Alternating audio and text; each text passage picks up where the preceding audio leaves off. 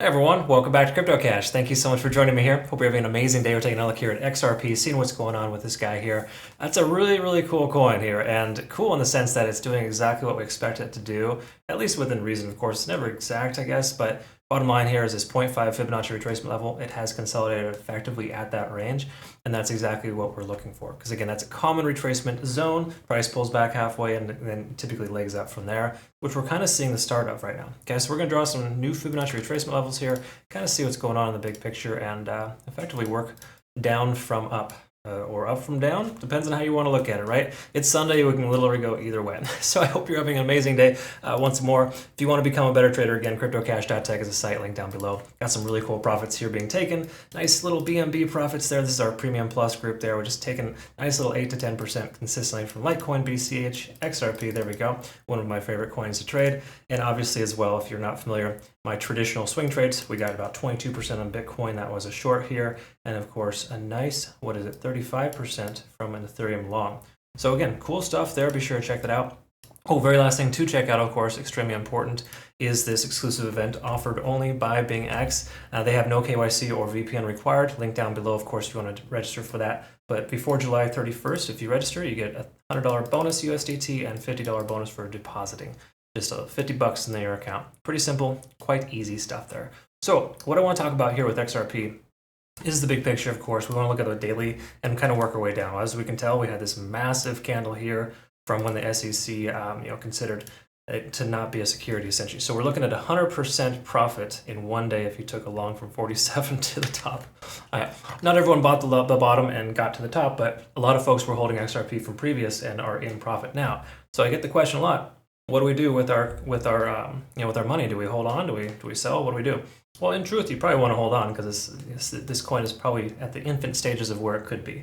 But from a technical standpoint, it's overextended and it's consolidated at that halfway point. Now we've drawn out some new Fibonacci retracement levels. We can see 0.382 there at 77 cents, roughly even 77 cents is essentially a resistance level. But if we close above that, we should be able to continue to leg up. The key is to be able to break above 82. Again, I'm rounding up a little bit, but 82 cents would be the range that we need to close above in order to have this positive continuation to the upside.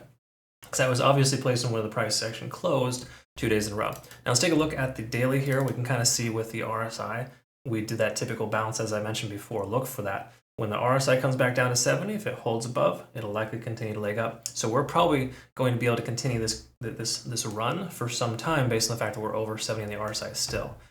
Furthermore, we can see the money flow index came down. That makes sense. A lot of positions being sold at profit. And then, of course, more money reintroduced into the coin coming back up. We do have this stochastic RSI divergence where we want to pay attention to that. But again, the first divergence is typically not an issue.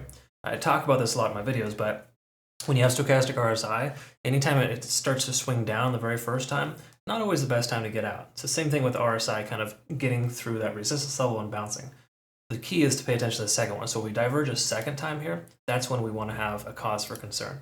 Okay, so the price goes like this, and then it comes like this, and it comes back down and diverges. That's when we want to pay attention. Okay, I know we're a long ways off from that, but just giving you some friendly advice. Those are things I pay attention to. MACD is swinging upwards. Of course, we're going to see that holding for some time. If you look at the moving averages, they're just going to slowly start averaging up. So not a lot to really extract here except for the Fibonacci retracement levels being kind of on point with that 0.5 Fibonacci retracement at 70 cents. That was essentially a buying point there that I did mention was a good solid investment area. Again, if you're following me on Twitter, you would know that. Of course, we have all sorts of articles and updates coming through here too. So be sure to check that out. We have a Telegram as well. If you prefer Telegram, that's pretty much the same thing. Kind of bringing you a lot of technical and fundamental data, and obviously these giveaways here as well.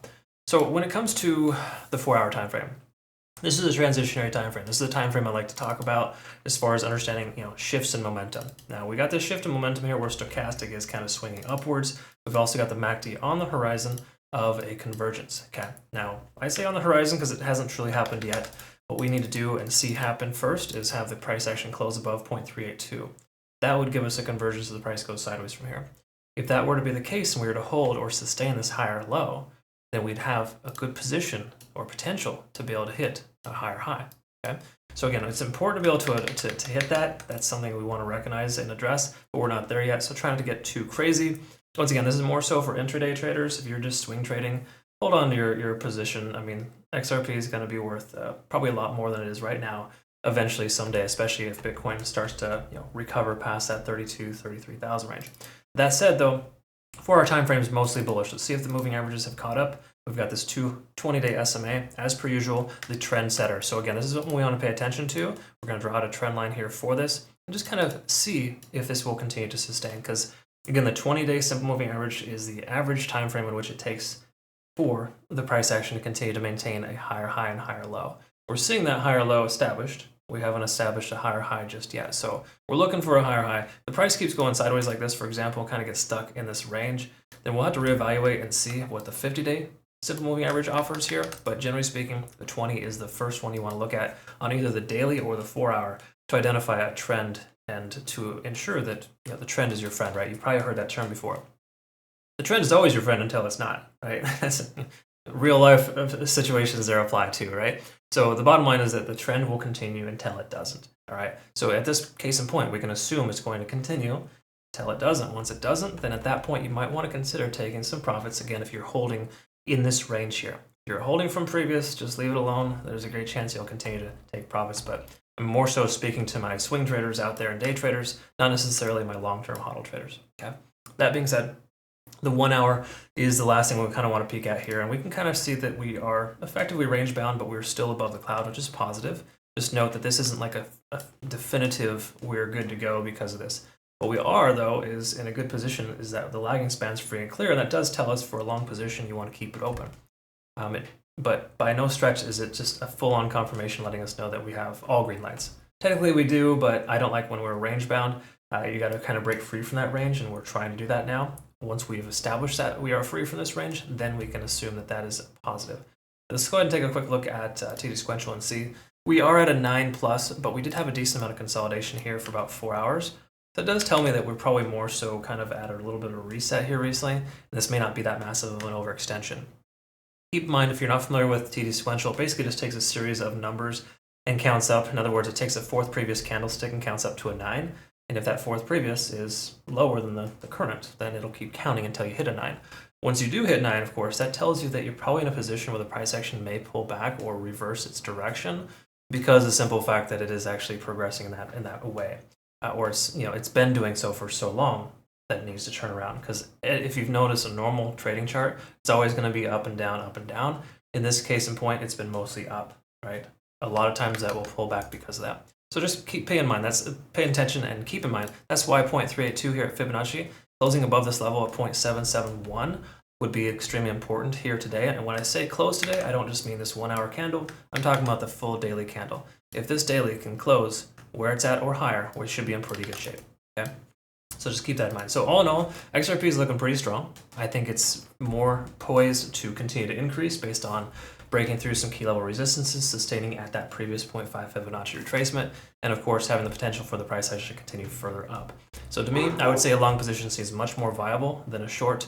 I would not recommend shorting into this coin. Yeah, some folks kind of got lucky with that overextension, but again, that's kind of a one-off, right? Those things don't happen too often. You had to have been paying attention to the charts and sitting there watching it the entire time.